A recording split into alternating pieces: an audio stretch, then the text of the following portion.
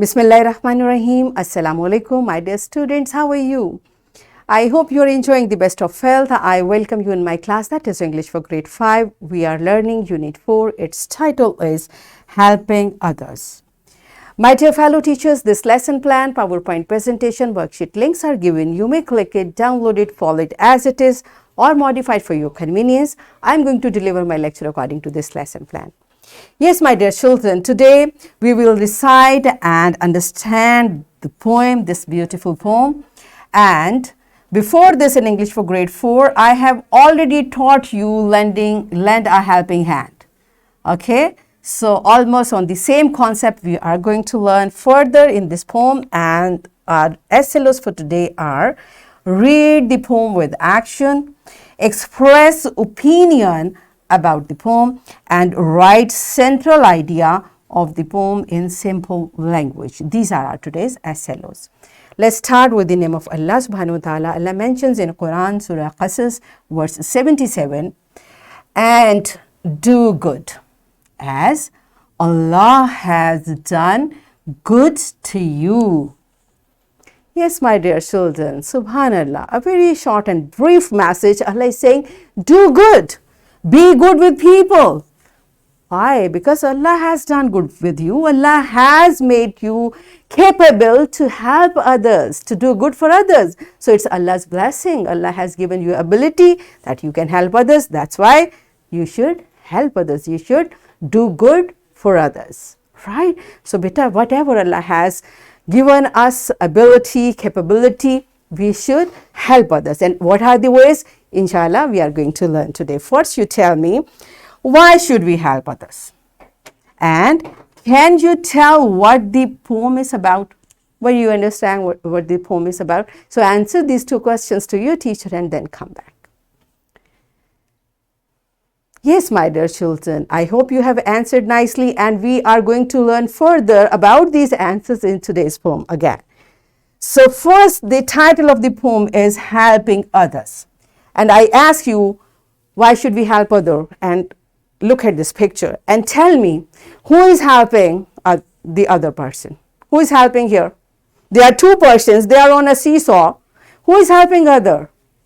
They both are helping each other, because if one stops, the other can also not move. So beta, in our society, when we help one, we are being helped by others. This is the cycle. This is the system.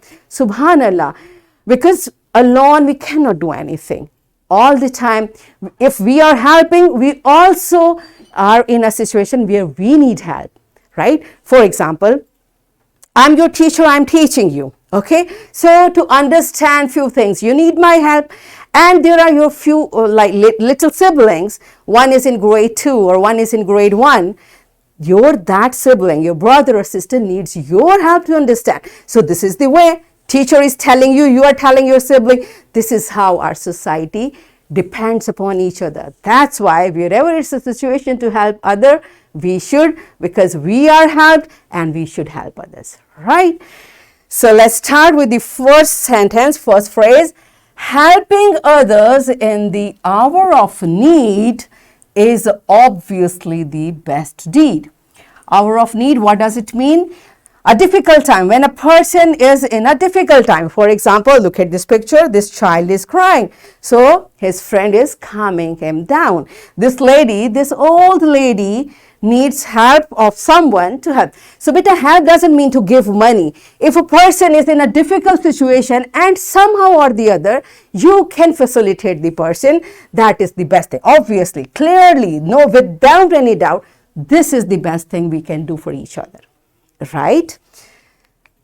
If you can do nothing, at least you can pray.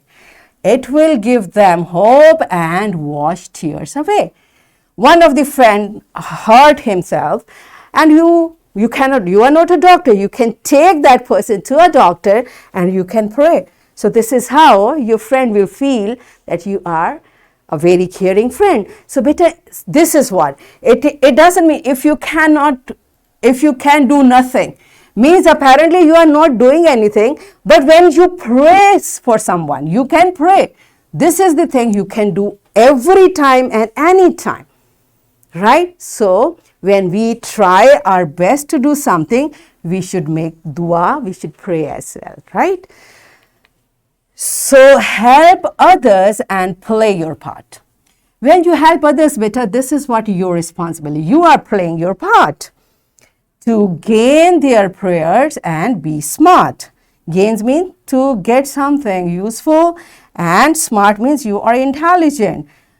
Okay, so here you see one of the friend is sad and the other is just making him comfortable. And this, caring gesture is not for human only, everything which is around us. Plants, they are living organism, animals, birds, whatever. When you are helping others, you are doing your duty. This is your responsibility. You are doing it. And what in response you are getting, they will pray for you. Their prayers is what you are getting, right? And it is a huge blessing. When someone else is praying for you, it means really you are a good person at heart. Do you understand? Okay, so that's why we should help all the persons around you, our friend, our family, and all the living creatures. Either they are plants, they are animals, they are birds. We should be caring for them as well, right? Okay. You will get best wishes and prayers of many at the cost of not even a penny, right? Penny, a little of money, the smallest amount of money. And cost means the amount of money, whatever you are paying. So look at this picture. There are armed forces of our beloved country, Pakistan. So don't we pray for them? Yes, we do. We do pray a lot for them because they are serving our country on borders. They are saving all of us from enemy. So they don't know, but we know they are doing something for us. That's why they are getting our prayers. Many people, all Pakistani, pray for them.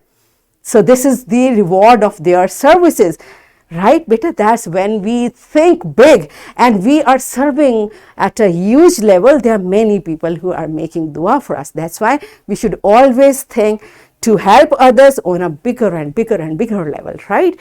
So when others pray for us, it does not cost them. We don't pay for them. We don't pay even a single amount. Are they paying anything to us? Yes, they are paying services to us and we are all the time praying for them.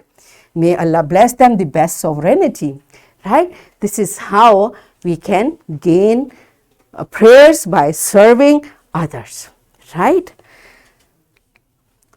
Don't run for money or fame. Yes, this is important. Helping others bring fortune and name. Better, when we are doing good, our focus should not be like we will be famous and people will know us. Yeah, this person is very nice. No.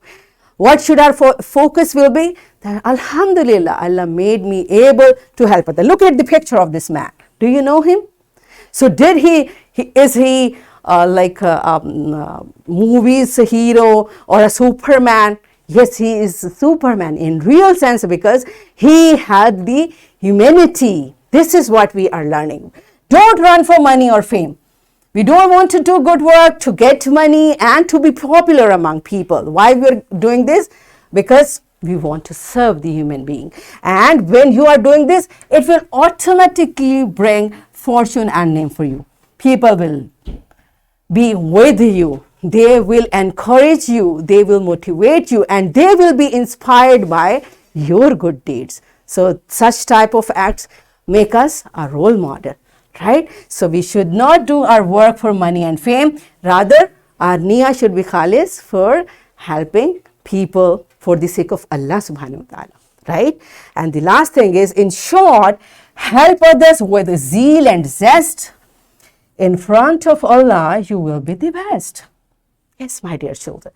Zeal and zest. It means your inner and your physical, like one thing which we innerly feel and one thing we can physically do. In both our efforts, we should focus helping others for the sake of Allah. We are helping them not to tell them we can do it. No, beta, our niyyah should be khalis. The way I just told you, Allah has given us ability to help others. So when we will be thinking like that, Allah will be happy with us. So just to offer namaz and do things like that, it's not the only thing we need. We need to feel for others. We need to help others. We need to serve humanity. This is what our religion teaches us. This is what the message of this poem is, right? So, when we will be doing something good with khalis niyya, just for the sake of Allah subhanahu wa ta'ala, Allah will be happy with us. We will be best in the front of Allah subhanahu wa ta'ala. So, are you clear with the poem? Do you understand it? Okay. So, it's time to write it, to comprehend it through an activity, and what the activity is all about. Your teacher will divide the class in groups, and each group will be asked to recite the poem in front of class with actions. Okay. And in part 2, at the end of recitation, each group will express their opinion. Okay, what do you think about this poem? This is the activity. First, you will recite with action. You will, because now we have understood the poem, so you can recite it with action and then express your opinion. And one thing better, we know opinion may vary from person to person, so we should respect each other's opinion. So pause the video, enjoy the activity, and then come back. Yes, my dear children, are you done with it? Good job. Now settle down, calm down, because it's time for writing. And before writing, I want you to remind what is a central idea of a poem. In Unit 1, I have taught you. We have learnt a poem, and I taught you what the central idea of a poem is. I hope you remember that central idea is the message or opinion that the writer wants to convey to the readers. And a central idea often teaches a moral lesson to the reader, and it is a common idea that can be applied to anyone. Okay, so this is all about the central idea. Why I'm telling you? Because you are going to write central idea of this poem. So these are the questions. Teachers kindly take the answers from students orally, and then they will write the answers in their notebook. So pause the video, complete this exercise, and then come back. Yes, my dear children, are you done with it? Good job. So have you written the central idea of this poem? Good job. It's time for your homework. You will use these words in your sentences, and once again, if you find any word difficult, you may consult to a dictionary, right? And here is a worksheet. My dear fellow teachers, this worksheet, lesson plan, PowerPoint presentation links are given. You may click it, download it, and kindly provide printed worksheet to students for practice. And my dear children, what you are going to do, here is a short poem. You will read it and you will answer these questions, and you will write the central idea of this poem in your own words. So what we have learned today, we read the poem with actions, and we learned how to express our opinions about a poem, and we expressed our opinion about the poem. First we learned it, and then we expressed it.